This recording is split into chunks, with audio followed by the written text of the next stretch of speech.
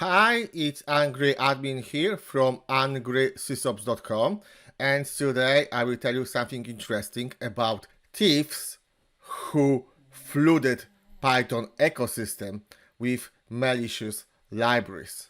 Let's start. Last November we heard about PyP packages which were clones of well-known libraries made available under slightly changed names and with malicious instructions added. In November, we could talk about dozens of such libraries.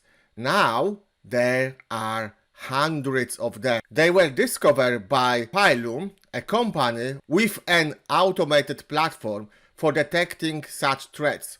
Not only has a significant increase in malicious activity been noticed, but also the use of new Obfunction techniques. A total of 451 malicious libraries impersonating very popular modules used in data analysis such as pandas or matplotlib have been tracked down.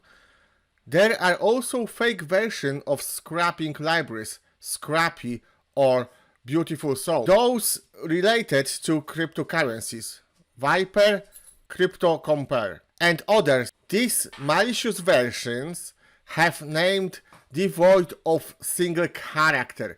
For example, it's misspelled of Viper by removing P, or with double characters, example Viper with two R letters, or with rearranged letters.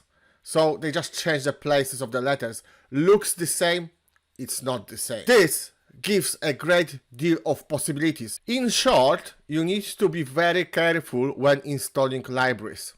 If you'd like to check your environments for possible installation of fake libraries, you can find the full list of malicious packages in Planium's blog post. I will link that post in the video description. As for the Obfunction technique use, the following screenshot showing the code of altered Y-Finance library says a lot. So we can see here Chinese characters used as names of function and variables.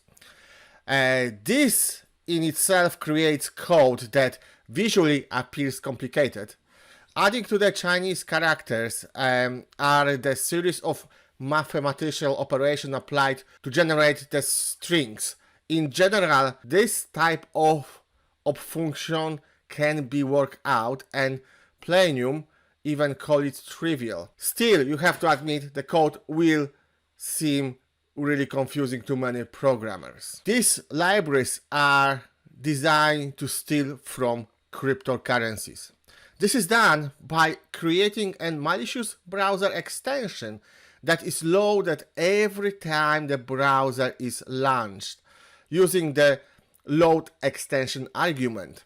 When the browser is launched with extension, the JavaScript code creates a text box on the pages being viewed where content from the clipboard goes. Regular expressions check whatever the past content contain a cryptocurrency wallet address. If such addresses are found, they are converted into attackers' addresses, and then the content of the text box are copied to the clipboard. Those types of attacks are aimed for the people who maybe are not professional programmers or coders. However, even if you are a professional coder programmer, you always can misspell something or didn't notice the misspell. That's the information for today. I hope it was informative. If so, leave a like and subscribe to my channel. Follow me on Twitter. My handle is @angrysysops. Read my blog, angrysysops.com, and see you in the next video. Bye!